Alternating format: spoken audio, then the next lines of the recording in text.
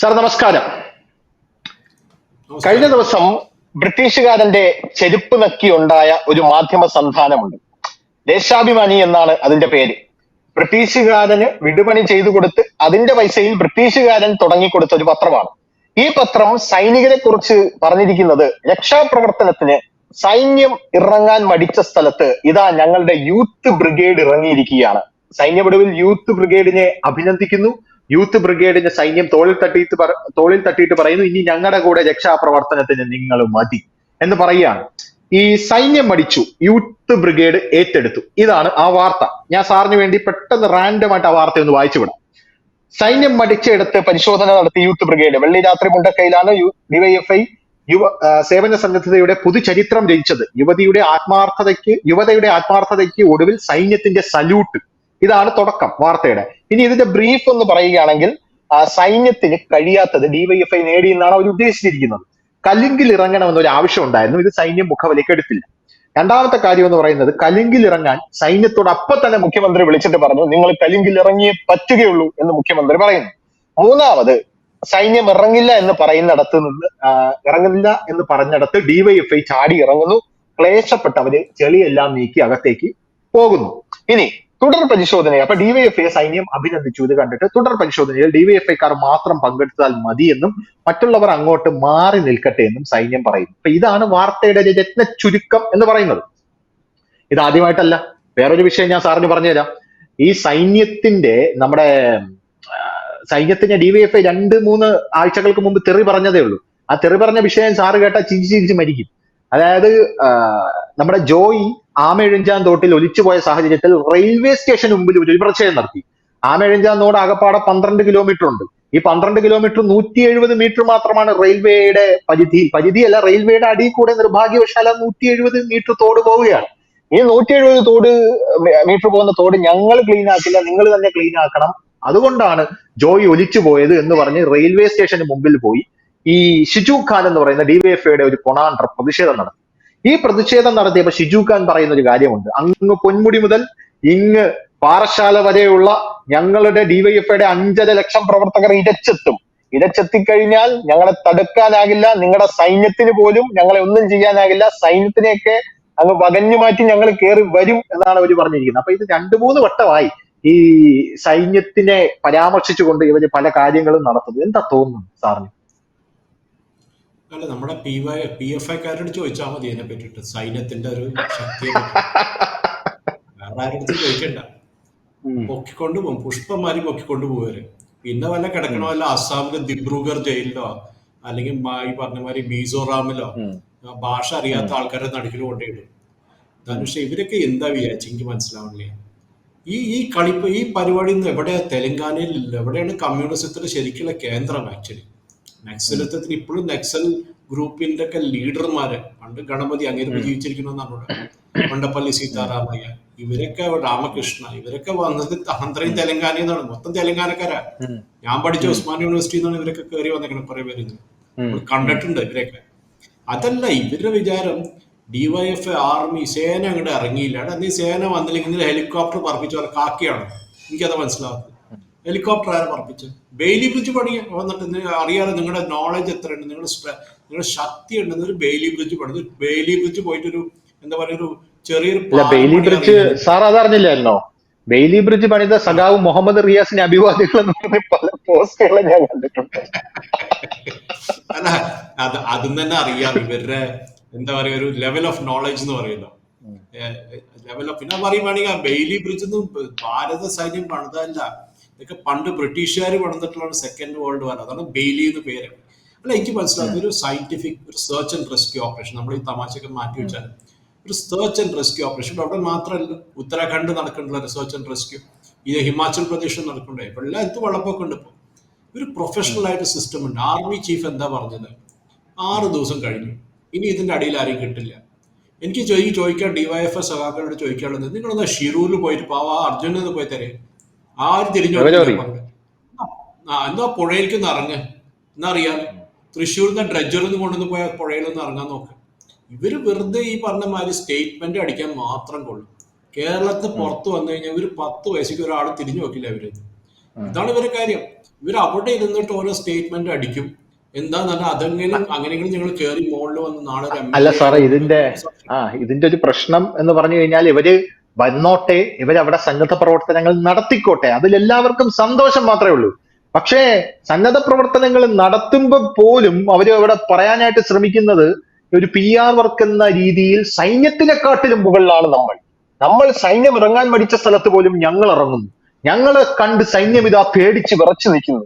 ഞങ്ങളെ കണ്ട് സൈന്യം ഇതാ ഞങ്ങളെ മാതൃകയാക്കി DYFI യുടെ തോളിൽ തട്ടി സൈനിക ഉദ്യോഗസ്ഥർ പറയുന്നു, ഇനി ഞങ്ങളുടെ കൂടെ നിങ്ങളും വേണം എന്ന് പറയുന്നു. എന്ത് അട്ടർ റബ്ബിഷ് ആയിട്ടുള്ള സ്റ്റേറ്റ്മെന്റുകളാണ് ഇതൊക്കെ. എനിക്ക് അതിൽ ഏറ്റവും കൗതുകമായിട്ട് തോന്നിയ സാറേ, ഒരു മിനിറ്റ്, ഇത് കൗതുകമായിട്ട് തോന്നിയത് ഇതിന് മുഖ്യമന്ത്രി പിണറായി വിജയൻ സൈന്യത്തിനെ വിളിച്ച് പറഞ്ഞു അത്രേ, നിങ്ങൾ അവിടെ നിന്ന് പോകരുത്, നിങ്ങളെ പരിശോധനയ്ക്ക് അവിടെ ഇറങ്ങണമെന്ന്. അങ്ങനെ മുഖ്യമന്ത്രിക്ക് സൈന്യത്തിനെ വിളിച്ച് പറയാനുള്ള എന്ത് റൈറ്റ് ആണുള്ളത്? ഒരു ദുരന്ത മേഖലയിൽ ഇല്ല സൈന്യത്തിന്റെ രക്ഷാപ്രവർത്തനത്തിന്റെ രാഷ്ട്രീയ ഇടപെടൽ സാധ്യമാണോ?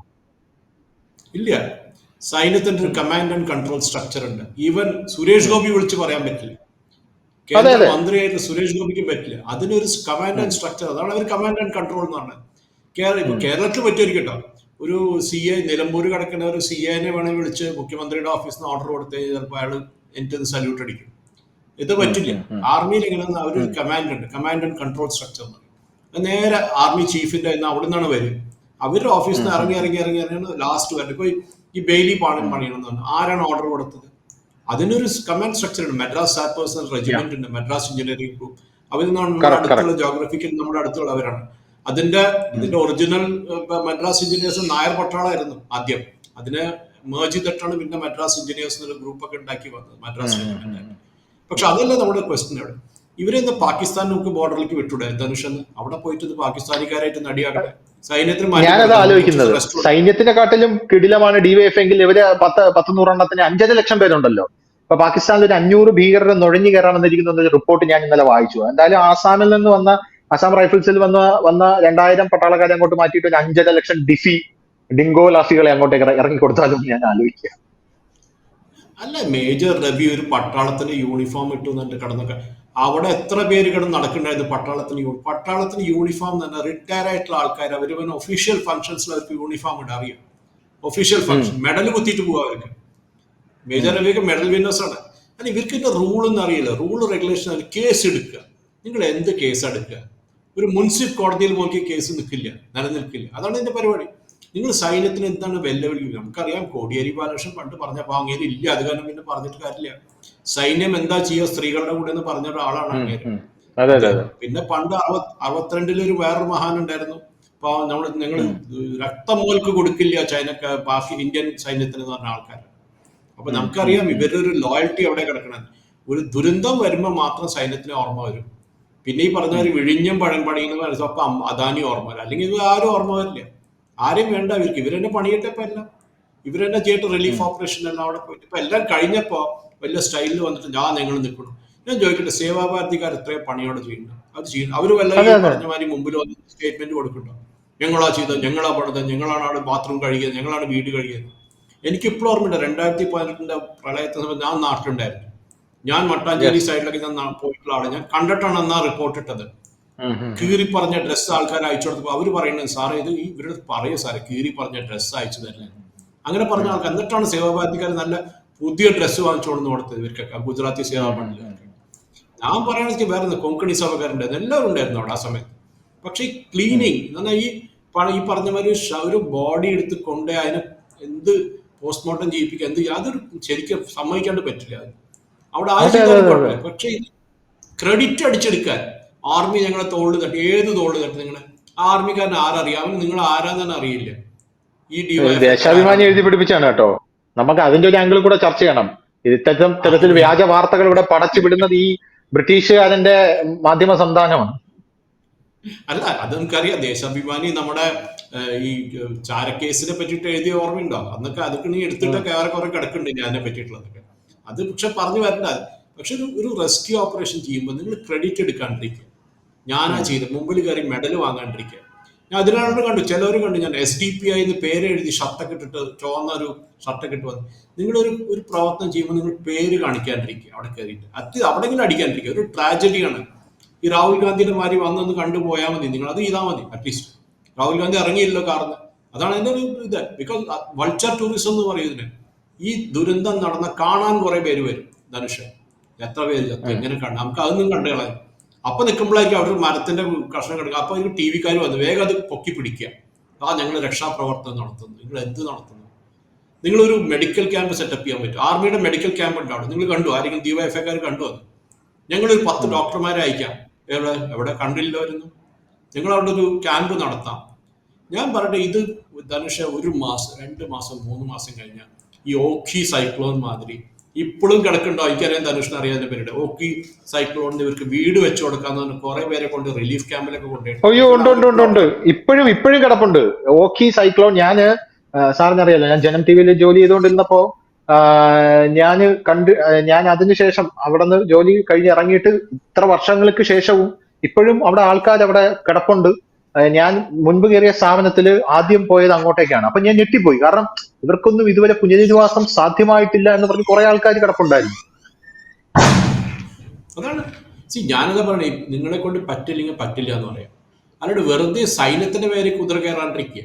അവരവരുടെ പണി ചെയ്തു, അവർ പോയി. സൈന്യത്തിന് ഒരു ടാസ്ക് കൊടുത്തു കഴിഞ്ഞാൽ അവരവിടെ വെറുതെ പിടിച്ച് നിൽക്കില്ല. അവർ ഡോഗ്സിനെ കൊണ്ടുവന്ന് സെർച്ച് ചെയ്യണമെന്ന് സെർച്ച് ചെയ്തു. ബെയിലി ബ്രിഡ്ജ് പണിത് ഹെലികോപ്റ്റർ വാക്കേഷൻ ചെയ്ത് അത് ചെയ്തു. അല്ലാണ്ട് അവർക്ക് വേറെ പണി ഉണ്ടപ്പോ അവരവിടെ നിൽക്കാനൊന്നും പോകില്ല. പിന്നെ ആൾക്കാർ വന്നിട്ടുണ്ടോ ടേക്ക് ഓവർ ചെയ്യാനുള്ളത്? അവരവരെ പണി ചെയ്തു. നിങ്ങൾ എവിടെയായിരുന്നു? ആദ്യത്തെ ദിവസം എവിടെയായിരുന്നു? ഒറ്റണത്തിന് കണ്ടില്ല. ആദ്യത്തെ ദിവസം എവിടെ പോയി ഇവരെല്ലാം? രണ്ടാമത്തെ ദിവസം ആരെയും കണ്ടില്ല. ഇപ്പൊ എല്ലാം കഴിഞ്ഞു. അല്ല, അതില് വേറൊരു പേര് നമുക്ക് പറയാനുണ്ടായിരുന്നു. ഈ ആദ്യത്തെ ദിവസം രാവിലെ ഉരുൾപൊട്ടിയത് രാവിലെ 3 മണിക്കാണ്. പ്രധാനമന്ത്രിയുടെ ഓഫീസ് 3 മണിക്ക് ഉരുൾപൊട്ടിയത് അറിഞ്ഞു. 4 മണിയായപ്പോൾ ഉറങ്ങിക്കിടന്ന കേന്ദ്രമന്ത്രി ജോർജ് കുര്യനെ വിളിച്ചുണർത്തിയിട്ട് വിലയിരുത്തൽ നടത്താൻ പറഞ്ഞു. എന്താണ് അവിടെ നടക്കുന്നതെന്ന്. അപ്പൊ അവിടുത്തെ സിറ്റുവേഷൻസ് മനസ്സിലാക്കിയപ്പോൾ അങ്ങോട്ട് വിട്ടോളാൻ പറഞ്ഞു. ഒരു 150 രൂപ മഴക്കോട്ട് വിട്ടുകൊണ്ട് പുള്ളി ഇവിടെ വന്ന് കളക്ടറേറ്റിൽ യോഗം കൂടി. അത് കഴിഞ്ഞ് ദുരിതാശ്വാസ ക്യാമ്പിൽ പോയി. അത് കഴിഞ്ഞ് പുള്ളിക്കാരൻ നേരെ അങ്ങോട്ട് പോവുകയാണ്. അപ്പൊ സൈന്യം പറയുകയാണ് ജോർജ് കുര്യനോട്, ഇങ്ങോട്ട് വരണ്ട, കാരണം ഒരു കേന്ദ്രമന്ത്രിയാണല്ലോ, ഇങ്ങോട്ട് വരേണ്ട, ഇവിടെ സിറ്റുവേഷൻ മോശമാണെന്ന് പറയുമ്പോൾ ജോർജ് കുര്യൻ ഇല്ല ഞാൻ വരുമെന്ന് പറഞ്ഞിട്ട് പുള്ളിക്കാരൻ താൽക്കാലിക പാലത്തിലൂടെ അപ്പുറത്തേക്ക് കടന്നു പോവുകയാണ്. ആ സമയത്തൊന്നും അവിടെ ഒരു രക്ഷാപ്രവർത്തകരില്ല, സൈന്യം മാത്രമേ ഉള്ളൂ. ഈ ജോർജ് കുര്യനാണ് അങ്ങോട്ടില്ല. മാധ്യമപ്രവർത്തകർക്ക് പോലും ഭയമായിരുന്നു അപ്പുറത്തോട്ട് ചെല്ലാൻ. പുള്ളിക്കാരൻ ബെയിലി ബ്രിഡ്ജ് പണിയുന്നത് വരെ അവിടെ ഉണ്ടായിരുന്നു. ഒരു PR വർക്കോ കാര്യങ്ങളോ ഒന്നും ചെയ്തിട്ടില്ല. അതിനുശേഷം പുള്ളിക്കാരൻ ബെയിലി ബ്രിഡ്ജ് പണിത് കഴിഞ്ഞ ശേഷം പുള്ളിക്കാരനെ കേന്ദ്രത്തിലേക്ക് സെൻട്രൽ മിനിസ്റ്റർ തിരിച്ചു വിളിച്ചതുകൊണ്ട് മാത്രം പുള്ളിക്കാരൻ തിരിച്ചു പോയതാണ്. ഒരു മനുഷ്യരറിഞ്ഞില്ലല്ലോ. ഒരു 150 രൂപ മഴക്കോട്ട് ഇട്ടുകൊണ്ട് ആ ചെളിയിൽ നിൽക്കുന്നത് കേന്ദ്രമന്ത്രിയാണെന്ന് ആരും അറിഞ്ഞില്ല. അതേപോലെ സുരേഷ് ഗോപി എന്തിനു വന്നില്ല? ഞാൻ കേട്ടു. എന്റെ വാട്സാപ്പ് ഗ്രൂപ്പിൽ കുറെ നടക്കണ്ടായിരുന്നു. ഞാൻ പറഞ്ഞു രാഹുൽ ഗാന്ധി വന്നപ്പോ അവിടുത്തെ എല്ലാ രക്ഷാപ്രവർത്തകരും 2 മണിക്കൂറിന് നിർത്തിവെക്കണമെന്ന് അറിയാം. ബിക്കോസ് സെക്യൂരിറ്റി ഉണ്ടാവും. പ്രധാനമന്ത്രി എന്താ വരാത്ത? അമിത്ഷാ ഇവർ വന്നു കഴിഞ്ഞാൽ അവിടെ പകുതി ദിവസം പണി നടക്കില്ല. അപ്പൊ പോലീസുകാർ അവരുടെ ബില്ല് നടക്കണം. പോലീസുകാരുടെ കാർ അവരുടെ ബില്ലുണ്ട്. 10-25 കാറും സെക്യൂരിറ്റിയും SPGയും. അവര് ആദ്യം ഈ രക്ഷാപ്രവർത്തനം കഴിയട്ടെ, എല്ലാം സെറ്റിൽ ആവട്ടെ. പ്രൊഫഷണൽ ആയിട്ടുള്ള ആൾക്കാരുണ്ട് ഇതിന്, അവർ ചെയ്യട്ടെ പണി. അത് കഴിഞ്ഞിട്ട് വേണം പിന്നെ ബാക്കി റീഹാബ്. ഫസ്റ്റ് റിലീഫാണ് ധനുഷ്. റെസ്ക്യൂ ആദ്യം വരും. റെസ്ക്യൂ കഴിഞ്ഞിട്ട് റിലീഫാണ്. ഇപ്പൊ റിലീഫാണ് നടക്കുന്നത്. പിന്നെയാണ് റീഹാബിലിറ്റേഷൻ. എന്നാൽ ഇവർക്ക് വീട് പണിത് കൊടുക്കുക, വേറെ പരിപാടികളൊക്കെ ചെയ്യുക, പുസ്തകം വാങ്ങിച്ചു കൊടുക്കുക. എൻ്റെ അടുത്ത് ഇപ്പോഴും ആൾക്കാർ ചോദിക്കുന്നുണ്ട് ഹൈദരാബാദിൽ, ഞങ്ങൾ ആർക്കാണ് കാശ് കൊടുക്കുന്നത്? ഞാൻ പറഞ്ഞു, ഇപ്പം നിങ്ങൾ നിൽക്കുക, നമുക്കൊരു കൺസോളിഡേറ്റ് ആയിട്ട് കാര്യം ചെയ്യാം. പ്രീ ഫാബ്രിക്കേറ്റഡ് വീടുണ്ടാക്കുന്ന കുറെ കമ്പനികൾ ഹൈദരാബാദിൽ. പ്രീ ഫാബ്രിക്കേറ്റഡ് എന്ന് പറഞ്ഞാൽ അലൂമിനിയം ഫ്രെയിം വെച്ചിട്ട് വീട് പണിത് കൊടുക്കും. ഒറ്റ ദിവസത്തിൽ വീട് പണിയാൻ പറ്റും. നിങ്ങൾ താമസിക്കാം, സുഖമായിട്ട് താമസിക്കാം, ഒരു കുഴപ്പമില്ല. പക്ഷെ ഈ പറഞ്ഞവർ വെയിറ്റ് ചെയ്യും. അവിടെ നിന്ന് ആദ്യം ആ ഏരിയയിൽ ഇനി ആരും വീട് പണിയാൻ പോകില്ല. അത് വളരെ ക്ലിയർ ആണ്. ആ ഏരിയയിൽ വീട് പണിത് കഴിഞ്ഞാൽ അവർക്ക് തന്നെ അറിയാൻ ഉണ്ടാവുമ്പോൾ വേറെ സുരക്ഷിതമായിട്ടുള്ള സ്ഥലത്തേക്ക് മാറ്റി അവർക്ക് വീട് ഒരു ടെമ്പററി സ്ട്രക്ചർ പണിത് കൊടുത്ത്, സ്കൂളോ വേറെ സപ്പോർട്ട് ഫെസിലിറ്റീസ് കൊടുത്ത്, ചെറിയ പ്രൈമറി ഹെൽത്ത് സെന്റർ പണിത് കൊടുത്ത് അങ്ങനെ വേണം ചെയ്യാൻ. അല്ലാണ്ട് നിങ്ങൾ കയറിയിട്ട് ഡ്രാമയും ഡാൻസും കാണിക്കേണ്ട ആവശ്യമില്ല. അവിടെ കയറിയിട്ട് അതിന്റെ ആൾക്കാർ ചെയ്തു കഴിഞ്ഞാൽ അവർ പോയി കഴിഞ്ഞു അവിടെ. പിന്നെ ഈ പറഞ്ഞ പോലെ ഞങ്ങൾ ഈ ദേശാഭിമാനിയുടെ ഒരു ആർട്ടിക്കിൾ എഴുതിക്കും, ആർമി സൈന്യം ഞങ്ങൾ തട്ടിപ്പറഞ്ഞു, നല്ല പണി ചെയ്തു. എന്തിനു വേണ്ട? ഇത് 26-ാം തീയതി വല്ല മെഡൽ കൊടുക്കണ്ടേ? ഒരു ഓഗസ്റ്റ് 15-ാം തീയതി അവിടെ പോയിട്ട്. അതെനിക്ക് മനസ്സിലാക്കി. ഈ ഡിവൈഎഫ്ഐക്കാർക്ക് ഈ പറഞ്ഞ മാതിരി അവിടെ എത്രയോ സംഘടന, ഇപ്പൊ കോൺഗ്രസിന്റെ ഇതുണ്ടാവും, KSUക്കാരുണ്ടാവും, ഈ പറഞ്ഞ ഇവര് SFIക്കാരുണ്ടാവും, ABVPക്കാരുണ്ടാവും, എല്ലാവരും പണിയെടുത്തിട്ടുണ്ട് അവിടെ. പക്ഷെ ആരും ഞാൻ കണ്ടില്ല അവിടെ പോയിട്ട് മെഡൽ വാങ്ങിയിട്ട് ഞങ്ങളാണ് എല്ലാം ചെയ്തത്, ഞങ്ങൾ രക്ഷിച്ചു. അല്ലെങ്കിൽ ഈ പറഞ്ഞ മാതിരി ഒരു 400-500 പേര് മരിച്ചുപോയാണ്. അന്നത്തെ രാത്രി നടന്നത് എനിക്ക് ആ ഒരു ആനയുടെ ഒരു കഥ കേട്ട് എനിക്ക് വളരെ സന്തോഷം തോന്നി. ഒരു ആന ഒരു സ്ത്രീയുടെ അടുത്ത് വന്ന് നിന്ന് കുട്ടിയുടെ പേരക്കുട്ടിയുടെ രാത്രി മുഴുവൻ അവിടെ. അതൊരു ശരിക്കും അവിടുത്തെ മീഡിയയിലൊക്കെ, പുറത്തുള്ള മീഡിയയിൽ ഒരു ഫേമസ്, അത് വലിയൊരു സ്റ്റോറി ആയത്. അവിടെയാണ് Yeah. കാണിക്കുന്നത് ഹ്യൂമൻ എലിമെന്റ് എന്താണ്. എനിക്കത് മനസ്സിലായി. ഈ ഈവൻ TV ചാനൽസ് പറഞ്ഞിട്ട് ധനുഷെ, ഓരോരുത്തരും അവിടെ പോയിട്ട് നിങ്ങൾ ആര് മരിച്ചു, അവരുടെ കൈ കിട്ടിയോ, അവരുടെ തല കിട്ടിയോ, എന്ത് ന്യൂസാണോ അത്? ഒരാളൊരു പേഴ്സണൽ ട്രാജഡി നടക്കും. നമ്മൾ അർജുന്റെ കേസിലും കണ്ട അവരെ വീട്ടിൽ കയറി ചെന്നിട്ട് അർജുനെ കിട്ടിയോ, അർജുനെ കണ്ടുവോ. ഒരു ഫാമിലിക്ക് ഒരു പ്രൈവസി കൊടുക്കണം. അതാണ് ഏറ്റവും കൂടുതൽ. എസ്പെഷ്യലി മരണ വീടായാലും എന്തായാലും പ്രൈവസി അവർക്ക് ഉണ്ടാവണം. അതില്ല. നമ്മൾ ഈ കയറി ചെന്ന് പബ്ലിസിറ്റി കിട്ടാൻ വേണ്ടി നമ്മുടെ മൈക്കും വെച്ചിട്ട് അവിടെ കയറി ചെന്ന് പറയൂ എവിടെ എത്ര പേർക്ക് മരിച്ചു, എത്ര കാല് കിട്ടി, എത്ര കൈ കിട്ടി, എന്ത് ഇതാണ് ചോദിക്കാനുള്ള പ്രശ്നം. അതെ അതെ. ഈ ക്രെഡിറ്റ് ആദ്യം നിർത്തണം ധനുഷ്. അതാണ് വേണ്ടത്. എന്തായാലും ഈ പാർട്ടി പത്രത്തിനെതിരെ ഇപ്പോ വലിയ രീതിയിലുള്ള ട്രോളുകളൊക്കെ വന്നുകൊണ്ടിരിക്കുകയാണ്. സൈനികരുടെ രക്ഷാപ്രവർത്തനം ഇനിയെങ്കിലും ദേശാഭിമാനി മനസ്സിലാക്കണം, ഇതൊക്കെ പ്രോട്ടോകോൾ പ്രകാരം നടക്കുന്ന ഒരു കാര്യമാണെന്ന് മനസ്സിലാക്കണം. അല്ലാതെ മുഖ്യമന്ത്രി പിണറായി വിജയൻ ഇപ്പോ രക്ഷാപ്രവർത്തകരോട് സൈനികരോട് ഇങ്ങ് വരൂ അങ്ങ് പോകൂ എന്നൊന്നും പറഞ്ഞാൽ പോകത്തില്ല. ഇവിടെ സൈനിക ക്യാമ്പിനകത്ത് മുഖ്യമന്ത്രിയുടെ വണ്ടി കൊണ്ട് നിർത്തി കഴിഞ്ഞാൽ എടുത്തുകൊണ്ട് പോകാൻ പറയും സൈനികര്. അത്രയ്ക്ക് പ്രോട്ടോകോൾ പ്രകാരമാണ് അതിനകത്തുള്ള കാര്യങ്ങളും സുരക്ഷയും കാര്യങ്ങളും ഞാൻ മനസ്സിലാക്കുന്നത് സാറേ. അടിയന്തര സാഹചര്യത്തിൽ ഏത് സൈനിക വിഭാഗത്തിന്റെ സേവനമാണോ ആവശ്യം അതനുസരിച്ച് ചീഫ് സെക്രട്ടറി ആർമിയുടെ പൂനെ സദേൺ കമാൻഡന്റിനെയോ കൊച്ചിയിലെ നേവൽ കമാൻഡന്റിനെയോ ആക്കുളത്തെ വ്യോമ കമാൻഡന്റിനെയോ രേഖാമൂലം അറിയിക്കും. അപ്പൊ ഇങ്ങനെ രേഖാമൂലം അറിയിക്കുമ്പോൾ ഈ വിഭാഗം അതത് ജനറൽ ഓഫീസിൽ കമാൻഡിംഗ് വിവരം നൽകും. അങ്ങനെയാണ് ഈ കാര്യങ്ങൾ മുന്നോട്ട് പോകുന്നത്. അല്ലാതെ ഈ മുഖ്യമന്ത്രി പിണറായി വിജയൻ അണികളോട് പറയുന്നത് പോലെ സൈന്യത്തിനോട് പറയാൻ നിന്ന് കഴിഞ്ഞാൽ സൈന്യം അത് കേൾക്കില്ല എന്ന് ദയവേത് ദേശാഭിമാനി മനസ്സിലാക്കണം. തൊഴിലുകൈകളോടുകൂടി പറയുകയാണ് ഇത്തരത്തിലുള്ള. അതെ കേരള പോലീസ് ആണെങ്കിൽ എന്താ പറയാ, മുഖ്യമന്ത്രിയുടെ സ്വീകര്യാർത്ഥം നമ്മുടെ ഷേഖ് ദുബായിൽ നിന്ന് വരുന്ന UAE ഷേഖിന്റെ ഒക്കെ റൂട്ട് മാപ്പ് ഒക്കെ തിരിച്ചു വിടാൻ കേരള പോലീസിനെ പറ്റി സ്വപ്ന സുരേഷ് ഒക്കെ പറഞ്ഞതുപോലെ അതിനകത്ത് സ്വർണ്ണോ ഈത്തപ്പഴോ എന്ത് കൊണ്ടുവന്നാലും അതൊക്കെ ഒളിപ്പിച്ച് കടത്താനായിട്ട് ചിലപ്പോൾ സഹായിച്ചെന്നൊക്കെ ഇരുന്നേക്കും. പക്ഷെ ഇത് സൈന്യമാണെന്ന് മനസ്സിലാക്കുക. പാർട്ടി പ്രവർത്തനം ഇനിയെങ്കിലും പാർട്ടി പ്രവർത്തനവും പാർട്ടി പത്രവും തന്നെയാണ്. ഇനിയെങ്കിലും നന്നാവാനായിട്ട് ശ്രമിക്കുക എന്ന് പറഞ്ഞുകൊണ്ട് നമുക്ക് നിർത്താം. Thank you sir, thank you so much.